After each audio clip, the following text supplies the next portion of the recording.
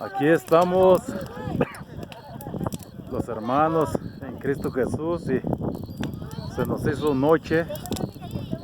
aquí en el parque y dijeron que no querían parar, querían continuar y que tenían que hacer una fogata, así de que, y como aquí en México no hay límites para hacer fogatas ni tampoco para cerrar, pues aquí estamos, mire, gritando todos gloria a Dios, bendito Señor Jesús, que el Señor me les bendiga y ahí estamos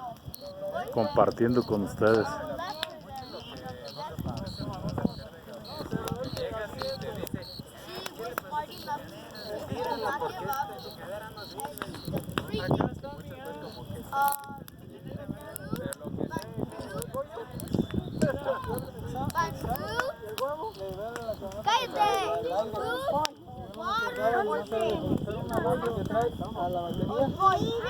Estamos aquí en luto